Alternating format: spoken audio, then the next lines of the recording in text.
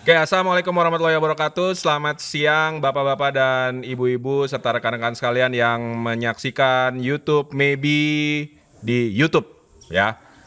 Kembali lagi bersama saya masih di PT SHS atau Sangyang Seri Persero, ya, BUMN yang fokus di bidang agriculture, ya. Sekarang di sesi kedua ini akan lebih menarik nih. Saya mendapatkan narasumber yang memiliki keterkaitan dan keterikatan. Pertama dari PT SHS-nya sendiri, ya. Kemudian ada yang menerima pelet dari SHS, ya. Ada dari PT PJB, ya, di Indramayu, ya Pak, ya. Kemudian ini ada peneliti, ya, dari PT EMI, ya. Jadi kita pas nih, ada pemasok, ada yang penerima, dan juga ada yang meneliti. Nah, sebelum saya masuk ke pertanyaan, mungkin bisa diperkenalkan nih satu-satu. Silakan, mungkin dari PT SHS dulu. Silakan, Pak. Ya, saya Syarifian, saya in charge di bagian produksi untuk peletnya. Posisinya apa nih, Pak, di PT SHS ini? Kita mitranya SHS kebetulan. Oh, mitra SHS. Kemudian dari PJB, mungkin bisa diperkenalkan, Pak. Mungkin unit-unit kerjanya di mana juga? Ya, silakan. Dari PJB, ha? Kebetulan kita sebenarnya kunjungan ya ke sini, tapi Iya. dipaksa ini.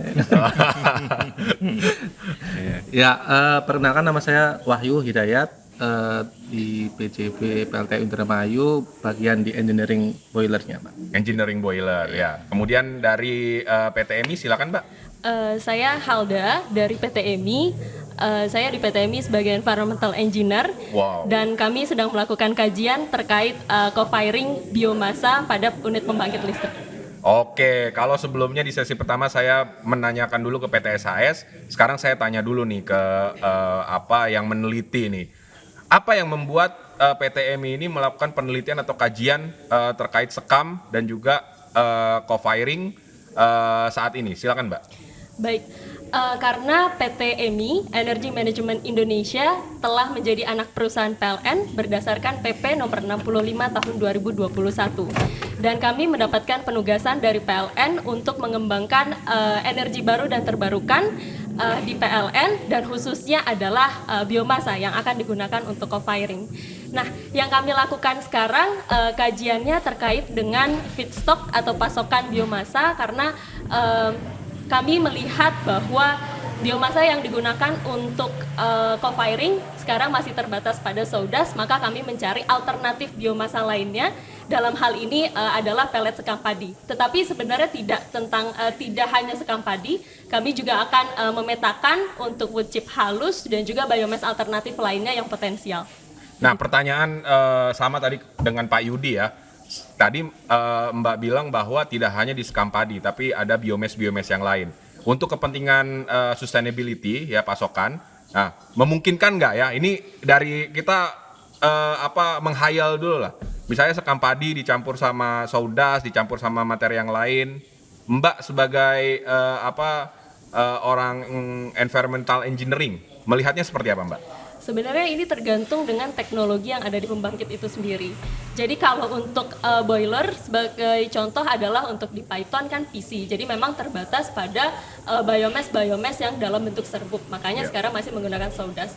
Tapi untuk boiler CFB pada pembangkit lain itu lebih bervariasi biomass yang bisa di co-firingkan. Jadi bisa menggunakan sekam padi juga dan juga biomass alternatif lainnya. Jadi itu memungkinkan tergantung dengan supply dan demand dari pembangkit listrik. Kalau kata kuncinya itu cuman menjadi serbuk, berarti kalau ranting-ranting pohon, kemudian daun-daun kita serbukan, berarti ada kemungkinan juga dong itu menjadi salah satu bahan baku. Ini sangat tergantung pada chemical content pada biomassnya tersebut gitu. Karena untuk spesifik untuk pembangkit listrik itu kan ada parameter tertentu seperti AFT, kemudian HGI-nya harus berapa gitu. Jadi selama biomass tersebut masuk ke dalam parameter untuk co-firing yang aman untuk boiler, maka bisa digunakan untuk co-firing. Ya, berarti intinya PLN harus melakukan kajian-kajian lebih banyak lagi terkait material ke PTMI gitu ya, Mbak, ya.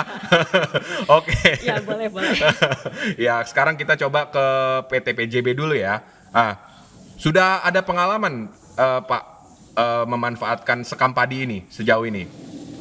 Untuk sekam padi sebenarnya baru proses pertama kali trial ya kemarin sekitar awal bulan untuk penggunaan dalam bentuk palet untuk sekam padinya gitu. Cuma sebelumnya kita emang udah melakukan beberapa kali uji coba dan juga ada yang udah komersil, Pak. Jadi yang pertama kita dulu adalah wood pellet dari serbuk tapi dibuat pellet, tetapi dari sisi ekonomis kelihatannya nggak masuk. Iya. Walaupun mungkin dari sisi kalori dan sebagainya masuk. Iya. Gitu. Terus yang kedua setelah itu pakai sodas yang tadi itu mungkin dibilang ranting-ranting, apakah bisa Pak. Jadi hasil gergajen itu kita bisa masukkan sebagai mixingnya di cool yang di kita itu, dan itu kita udah komersil sekitar 5% gitu untuk penggunaan sodas. Dan selanjutnya kita mau menjajaki yang lain karena di sodas itu ada beberapa kendala, terutama supply-nya, Pak. Kita kekurangan beberapa kali kita harus ke luar Jawa Barat untuk mencari sumber dari sodas. Iya. Gitu.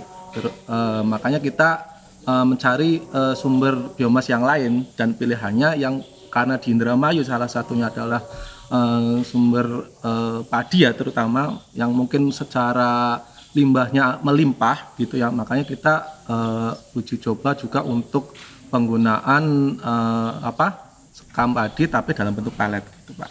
Tapi udah ada kajian udah ada uji coba khusus gitu untuk sekam padi ini. Ya sudah, jadi awal bulan tadi disebutkan kita udah lakukan sekitar 2 hari, Pak. 2 hari, yang pertama 2% nyoba 2% dari keseluruhannya.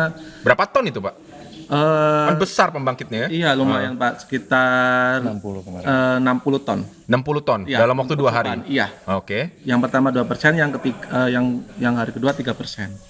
Gitu. Itu udah dilakukan. Gitu sih, Pak. Hasilnya gimana sejauh ini? Untuk hasilnya kita masih proses studi, mungkin berhubungan dengan PTMI juga sih mungkin sih gitu ya. Jadi kita hubungannya nanti dari Estek ya, dari PJB kantor pusat, mungkin nanti dari PJB kantor pusat dengan PTMI-nya untuk mengkompil apakah ini layak dan go untuk komersil gitu, Pak. Oke. Nah, sekarang kita dari penyuplainya ya, PT SHS ini. ya. Nah, tadi Bapak juga mengatakan ya sudah mensuplai 60 ton ya. Untuk PJB. Untuk 60 ton itu 60 ton itu dari 60 ton sekam padi, ataukah ada penyusutan khusus sehingga membutuhkan sekam padi yang lebih banyak? Gimana, Pak? Kurang lebih sama ya. Iya. Mungkin penyusutannya cuma 1-2% lah. Jadi secara tonase sama, mirip. Oh. Dan dari sisi produksinya itu bisa diceritakan, Pak? Ini kan enteng sih kalau dari sisi density itu tadi saya pegang-pegang tuh kayaknya Betul. enteng ya. Betul. Itu gimana cara untuk pressing sehingga menjadi pellet? Apakah tergantung moisturnya, tergantung mesinnya, atau seperti apa, Pak? Secara teknis mungkin bisa diceritakan Iya. sedikit gitu, Pak. Jadi sebenarnya nggak ada yang terlalu spesial ya, sama seperti mesin-mesin pellet lainnya.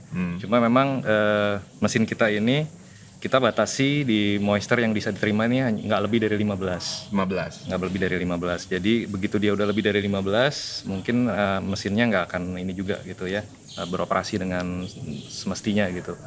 Nah, ketika sudah jadi pellet, itu cuma proses pelletisasinya nggak sulit ya, mungkin sama seperti yang lain, dia hanya diputar aja di mesin itu, kemudian nanti akan keluar di ring die-nya, kemudian jadi pellet gitu. Prosesnya mekanis. Dia akan keluarkan steam lah, karena dia ditekan gitu, dia akan keluarkan steam, jadi sisa-sisa moisture tadi akan keluar ketika diproses pelletisasi, kemudian jadi pellet. Nah, ketika sudah jadi pellet itu moisturnya bisa range-nya mungkin antara 7 sampai 9. Oke. Nah, tadi dari PTMI mengatakan bahwa mungkin Pak Yudi tadi ya yang mengatakan bahwa silikanya itu tinggi. Tanggapan dari Bapak gimana ya? Iya betul, memang produk pangan memang kecenderungannya memang punya silika yang tinggi ya. Cuma strateginya mungkin dari teman-teman PLN atau yang lain kan di sini kita judulnya co-firing ya. Co-firing itu mungkin hanya terbatas di 5% gitu maksimal. Jadi kalau di agregat mungkin itu juga nggak akan signifikan, dan sudah dibuktikan di uji coba kita sebelumnya di Lontar. mungkin nanti kita bisa lihat hasilnya di PJB gitu.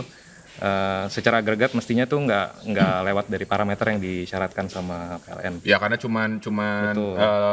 kapasitasnya kecil ya, cuman Betul. di 5% Co-firingnya ya. 5% maksimal. Iya ya. Nah kemudian kalau dari sisi pasokan sendiri ya, ini kan di sini terlihat nih banyak karung-karung gitu ya. Nah ini kan masih skala uji coba ya Pak ya. Skala uji coba, ya. betul. Tapi seandainya ini PJB meminta dalam waktu setiap hari harus 60 ton Iya. itu kira-kira bisa nggak tuh memenuhi, dan supply chain-nya gimana itu Pak nanti Pak? Iya, kita sudah melakukan studi kelayakan gitu. Jadi kalau kebetulan kita sudah melakukan studi di 2 lokasi untuk lontar dan di PJB. Kalau bicara untuk PJB, mungkin nanti lokasinya nggak akan di sini. Lokasinya akan mendekat dengan plan dengan PLTU. Oh ada juga ini site SHS di sini juga. Nanti kita akan pakai pihak lain lah ya, Oh, untuk ininya. Jadi lokasinya itu mendekat ke resource dan juga mendekat ke ininya, iya, ke PLTU-nya. Jadi secara logistik lebih efisien ya, lebih ekonomis. Jadi nah untuk yang tadi disebut bahwa nanti gimana ininya model supply chain-nya, tentunya banyak karung dan lain-lain. Iya. Jadi memang nanti karena itu justru karena kita akan mendekat, jadi kita nggak akan banyak stok nantinya. Gitu. Jadi nggak akan banyak stok, jadi kita akan lebih atur supaya schedule-nya bisa just in time gitu. Jadi mungkin kita stoknya mungkin 1 hari aja gitu. Jadi selain jadi dari bahan bakunya masih fresh, nanti juga hasil yang kita dapat, kita juga nggak akan banyak tempat untuk stok ya. Iya. Jadi begitu jadi kita hanya stok sebentar, kemudian kita kirim ke PLTU gitu. Karena kita juga nanti kemungkinan daily basis Pak, betul Pak ya. Gitu. Jadi sifatnya daily basis. Jadi kalau daily basis ya kita stoknya nggak akan terlalu banyak gitu. Itu kalau misalkan dihitung ya 5%, kalau misalkan 5% itu mungkin sekitar 1 hari butuh 500 tonan. Wow. Iya, kalau total ya, kalau total artinya nanti totalnya, benar-benar harus 5%. Betul, Iya. betul. Nah, kalau misalnya ini kan potensi bisnis yang luar biasa ya sebenarnya ya. Nah, dari sisi cost sebenarnya gimana nih dari uji coba ini tuh? Iya, memang kalau dari sisi cost seperti tadi Cost produksi lah, kita bicara tentang cost produksi ya. cost produksi memang tadi saya sudah mention juga, memang yang paling ideal itu adalah kita mendekat ke sumber bahan baku, kemudian mendekat juga dengan sumber tempat menjualnya gitu. Iya. Which is nanti kalau misalnya Indramayu ya PLTU Indramayu gitu. Iya. Jadi nggak bisa terlalu jauh dari sana, mungkin range-nya mungkin 80 kilo ya kira-kira maksimum. Kemudian terutama dari resource bahan bakunya gitu, karena bahan baku itu berat jenisnya sangat ringan, jadi cost logistiknya akan sangat tinggi seandainya. Iya, volumenya jadi lebih besar ya. Betul. Memang banyak potensi supply-nya banyak, tetapi juga karena ini scattered tersebar, jadi challenge tersendiri lah untuk dari sisi cost di situ. Karena juga berhubungan dengan masyarakat juga ya di situ ya. Betul. Multiplier efeknya sebenarnya ada Pak. Multiplier efeknya ada ke masyarakat juga, karena ini kan penggilingan ini juga kebetulan UMKM ya. Iya. UMKM mungkin mikro juga gitu. Jadi banyak lah ininya sebenarnya ngebantu ke kawan-kawan dari UMKM gitu ya. Cuma memang kalau kembali ke yang masalah cost ya itu tadi kita memang harus mapping benar-benar di mana kita menempatkan production center kita gitu. Oke, berarti yang bisa saya tangkap tahapan sekarang itu adalah tahapan untuk menguji apakah si sekam padi ini Acceptable. layak. Kemudian baru kita berbicara tentang sisi long term ininya ya. Oke, saya kembali lagi ke PJB ya. Nah, sama pertanyaannya sebenarnya Pak. Terlepas dari mengandung silika ya dan kapasitasnya kecil cuma 5% ya, tapi pasti ada pertimbangan khusus dong kenapa ini kita menggunakan sekam ya, selain masalah keterbatasan pasokan juga ya.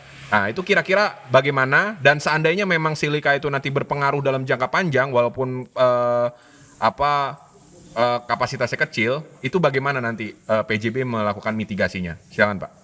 Iya Pak, terkait dengan yang programnya ini kan sebenarnya program pembauran dari pemerintah juga Pak ya, untuk di mana pembangkit-pembangkit terutama untuk bahan bakarnya batu bara itu juga di EBT-kan istilahnya gitu ya. Jadi di situ tidak full batu bara tapi menggunakan energi yang bisa diperbarui gitu Pak untuk ininya. Jadi kenapa kita juga mau berusaha dan semangat untuk membuat mixing dengan batu bara gitu Pak. Terkait dengan hasil kajian nanti kita yang jelas akan menunggu juga Pak. Nanti kan dari timnya unit juga ada, terus dari tim kantor pusat juga ada untuk mengkaji terkait apakah program untuk palet ini itu oke untuk dikomersilkan atau enggak. Nanti nunggu tetap kita tetap nunggu itu. Cuma kalau misalkan kalau kita lihat bahwa nanti untuk silikanya akan tinggi. Itu nanti kan kalau nggak salah dari sisi emisi juga akan ada batasan-batasan seberapa besar nilainya gitu Pak. Artinya kalau misalkan itu masih di bawah yang aturan yang ada, mungkin insya Allah akan berani untuk memakai pelet dari sekam ini. Mungkin gitu.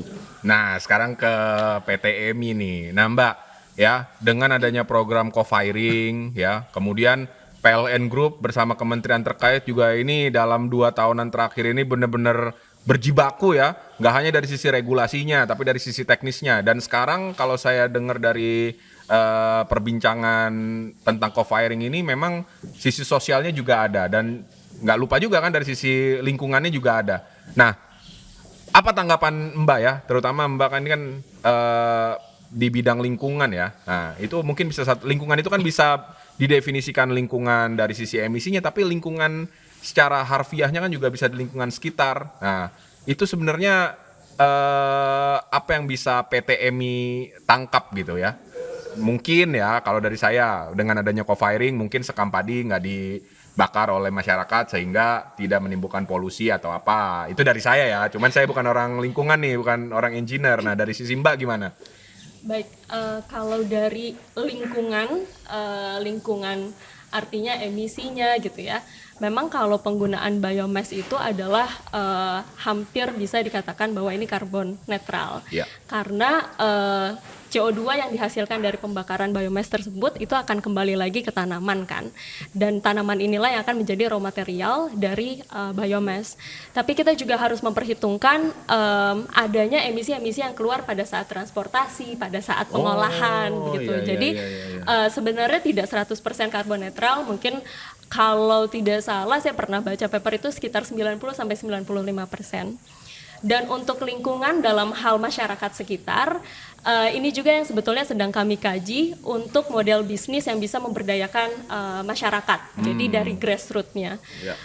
Jadi karena biomass itu sendiri adalah circular economy, jadi dari masyarakat, oleh masyarakat untuk masyarakat, makanya kami juga ingin merekomendasikan gitu ya, dan sedang kami kaji juga bahwa adanya pemberdayaan BUMDes, di mana nanti BUMDes ini juga akan menjadi salah satu supplier yang akan memasok biomasa ke pembangkit, dan BUMDes ini juga karena dia akan berhubungan langsung dengan masyarakat gitu ya, dalam hal ini misalnya kalau sekam padi petani gitu, nah jadi bisa memberdayakan masyarakat yang memang betul-betul di grassroots untuk mesejahterakan mereka lah gitu. Jadi limbah dari hasil pertanian yang mereka produksi itu bisa disalurkan ke BUMDes, dari BUMDes nanti bisa disalurkan lagi ke pembangkit. Berarti bisa dibilang kalau mau memberdayakan masyarakatan BUMDes itu berarti bisa saja kita membuat, kok kita sih, siapa gue gitu ya. Berarti PLN Group ini bisa membuat program corporate social responsibility yang lebih tepat ya sebenarnya kaitannya dengan co-firing. Mungkin bisa dibilang corporate share value, Mbak? Bisa seperti itu karena sekarang kan masalahnya adalah feedstock ya, jadi feedstock sodasnya yang terbatas, sehingga salah satu strategi yang kami ingin rekomendasikan adalah supaya supplier ini mau menyuplai ke pembangkit adalah adanya insentif. Nah, insentif ini sebetulnya tidak melulu dalam bentuk uang. Jadi misalnya adalah kalau BUMDes mau menyalurkan ke kita, misalnya kita kasih warga desa di sana listrik yang diskon KWH listrik seperti itu, atau misalnya ada kegiatan-kegiatan CSR yang secara tidak langsung meningkatkan awareness mereka terhadap lingkungan ataupun juga meningkatkan kesejahteraan mereka. Seperti itu sih, Pak. Oh ya, Kira-kira. jadi ini benar-benar bisa jadi masukan juga nih. Kajiannya belum keluar tapi kita bisa dapat insight nih buat PLN juga ya, bahwa program co-firing ini sebenarnya bisa hubungkan dengan program CSR atau corporate share value-nya PLN Group ya. Nah, nanti bilang aja ke PJB ya, ini harus ada CSR nih, sama SHS juga nih harus ada CSR nih untuk co-firing ini. Oke, sebagai penutup ya, mungkin satu yang ingin saya tanyakan ya, ini kita co-firing ini bener-bener cukup seru ya, karena saya juga mengikuti di awal ya, mulai dari PJB di 2019 kalau nggak salah ya, atau 2018, kemudian ada IP, kemudian kita juga akan ke ND nanti ya, di ND itu juga kita menggunakan biomass juga untuk co-firing, dan bukan hanya itu saja, ada kaitannya dengan regulasi yang harus kita matchingkan, belum lagi masyarakat dan segala macam.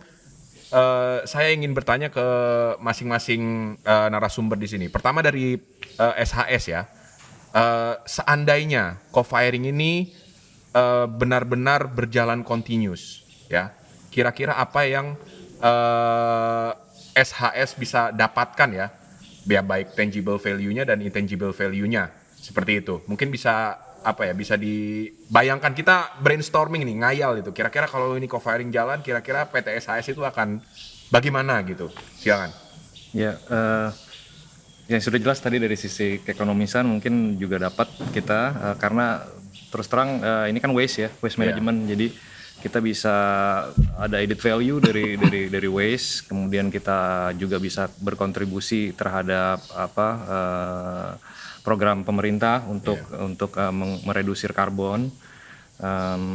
Kemudian juga yang nggak kalah pentingnya sebenarnya adalah adanya, kalau seandainya waste ini berjalan ya terus menerus continue, pasti akan ada multiplier effect ke bawah, ke UMKM, kemudian ke petani yang tadi dari Mbak peneliti tadi sebutkan gitu ya, bahwa kemudian juga dari mungkin buru-buru pengumpul dan lain-lain lah gitu. Jadi long termnya saya pikir cukup banyak ininya ya, faedahnya ya, benefitnya. Berarti SHS dapat untung dari sisi tangible ya, karena bisa jual beli pelet, tapi bisa juga produksi sekamnya juga bisa lebih banyak kali ya, karena bisa memberdayakan masyarakat di bawah-bawahnya gitu ya. Ya kan, karena sekam ini sebenarnya waste ya dari beras gitu, jadi dari produksi gabah. Jadi selama kita Indonesia masih produksi itu, saya pikir itu bukan isu ya ininya, karena selama ini memang jadi sampah aja kan, jadi waste lebih banyak gitu. Jadi saya pikir banyak sekali. Oke, berarti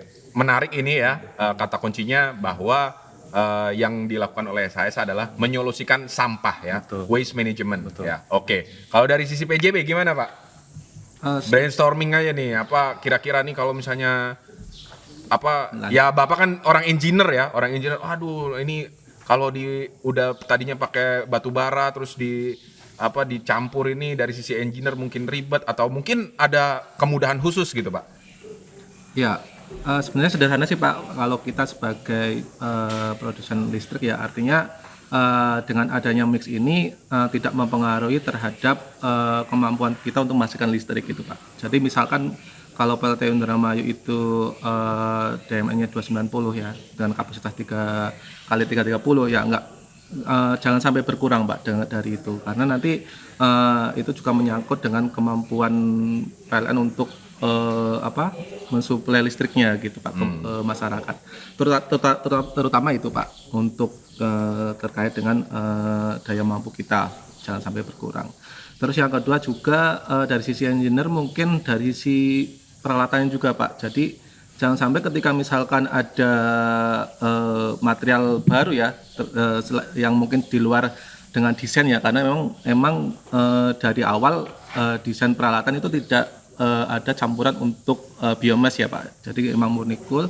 Itu jangan sampai nanti terjadi kerusakan atau yang akhirnya mengganggu terkait dengan kehandalan dari peralatan dan pembangkitnya, terutama seperti itu Pak.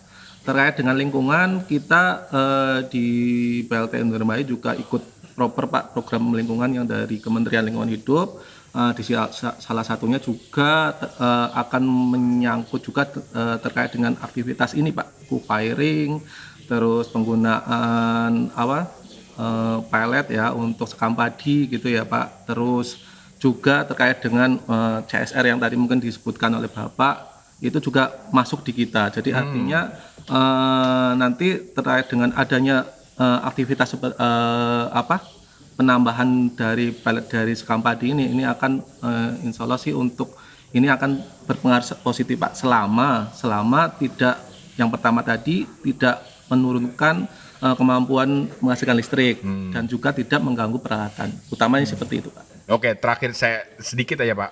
Apakah co-firing ini dengan pencampuran 5% ini bisa mengurangi istilahnya cost produksi listrik atau BPP Pak? Kalau BPP nanti tergantung suplainya ini Pak. Artinya nanti pasti itu akan jadi salah satu kajian kita secara finansial ya, selain mungkin lingkungan ya. Artinya apakah nanti di bawah harga batu bara gitu, kalau misalkan itu harga di bawah harga batu bara, artinya akan ada pengurangan di sisi BPP-nya Pak. Gitu, Pak. Lumayan lah ya 5% misalkan ya. Yeah. Misalkan berkurang 500 perak kan lumayan ya per kilonya misalkan. Nah, itu seperti itu sih Pak. Oke, jadi kajian-kajiannya akan kita tunggu terus ya. Nah, terkait dengan kajian silakan ini PT MI ya. Artinya banyak nih yang harus dikaji nih, terutama masalah cost ya. Cost ini juga menjadi perbincangan bahkan sampai perdebatan nih. Ya, ini gimana nih caranya agar cost-nya ini jauh lebih efisien. Kemudian kedua, sekarang itu kalau kita mengandalkan dari tangible aspek aja ya, dengan aturan yang ada saat ini kayaknya susah juga. Tapi ada peluang dari sisi karbon kredit. Nah kebetulan kan lagi gencar nih ya. Nah, banyak tadi dari sisi transportasi bisa kita hitung mungkin, dari sisi masyarakat bisa kita hitung, kemudian dari sisi energi pembangkitnya juga bisa kita hitung. Nah itu menurut Mbak itu gimana ya? Apa terutama kaitannya dengan karbon kredit ini gitu? Kan bisa menjadi insentif baru juga untuk PLN Group mungkin ya, atau produsennya. Silakan Mbak. Betul. Jadi untuk yang pertama terkait dengan cost, bagaimana caranya supaya bisa efisien? Mungkin dari limbah ya. Jadi kita benar-benar memanfaatkan limbah yang tidak terpakai. Dalam hal ini Sodas memang limbah, salah satu jenis limbah, namun pada kenyataannya limbah ini sudah kompetisi di marketnya itu sudah tinggi sekali karena rebutan dengan pabrik wood pellet. Tapi kalau untuk sekam padi itu kan memang tidak dimanfaatkan dan melambung gitu ya jumlahnya. Okay. Nah, jadi memang untuk cost efisiensinya adalah memaksimalkan waste entah itu dari agro industri maupun dari waste kehutanan. Begitu. Terus kalau untuk yang kedua terkait dengan karbon kredit, ini juga yang menjadi penugasan untuk EMI untuk dekarbonisasi PLN. Jadi dengan adanya penggunaan biomass untuk co-firing itu juga memang akan mengurangi PLN menjadi punya CO2 avoided gitu ya, atau CO2 reduction yang nanti bisa dijual di carbon trading. Tapi balik lagi karena memang belum ada peraturan dari atasnya seperti apa gitu ya untuk implementasi carbon trading tersebut. Jadi kami memang masih sebatas melakukan kajian potensinya CO2 avoided-nya berapa, dan kebetulan kami juga melakukan studi verifikasi co-firing di PLTU Python pada bulan November yang lalu. Di situ juga kami menghitung CO2-nya bahwa memang dengan adanya biomass yang ketika itu masih di bawah 1%, itu CO2 reduction-nya itu memang bisa mencapai kalau tidak salah mungkin di atas bisa kayak 1 ton CO2 kali ekivalen betul. Wow. Dan ya jadi ini sangat menarik sekali dan ini akan meningkatkan branding dari PLN untuk menjadi green company. Jadi yang sebelumnya fully menggunakan fossil fuel sekarang akan bertransformasi menjadi green company. Wah, green company ya. Jadi itu adalah kata kuncinya, dan memang betul ya Mbak ya. Jadi memang saya sih setuju juga ya. Kita sudah banyak melakukan kajian, bahkan bukan hanya dari internal PLN sendiri, bahkan dari eksternal juga sudah melakukan banyak kajian dan ternyata salah satu kuncinya adalah apa tadi coba? Kebijakan. Kebijakan. Iya, betul Jadi sekali. mungkin melalui podcast ini bisa didengar oleh Kementerian SDM, Kementerian Lingkungan Hidup, bahkan mudah-mudahan juga didengar oleh Pak Presiden bahwa ini potensinya udah sangat besar gitu ya. Kemudian udah banyak kajian-kajian yang memang komprehensif, bukan kajian dalam tanda kutip ecek-ecek lah. Jadi tinggal bagaimana kebijakan ini bisa mensupport PLN Group, bisa mensupport supplier ya, bahkan bukan hanya BUMN-nya sendiri tapi juga swasta dan juga masyarakat, sehingga cita-cita kita untuk bisa mereduksi emisi dan capaian target EBT 23% itu dapat terrealisasi dalam waktu yang sangat cepat. Seperti itu. Demikian podcast kita siang ini. Setelah ini kita akan melakukan melihat ya side-side-nya dan melakukan akan didemokan proses-prosesnya ya, akan ada juga di YouTube-nya Maybe, nanti bisa langsung diunduh. Mudah-mudahan podcast kali ini bisa bermanfaat dan perkembangan co-firing ini akan kita update terus sampai berjalan sebagaimana mestinya dan kita bisa memperkenalkan metode co-firing ala Indonesia dan green energy ala Indonesia kepada seluruh dunia. Demikian, wabillahi taufiq wal hidayah. Wassalamualaikum warahmatullahi wabarakatuh. Thank you.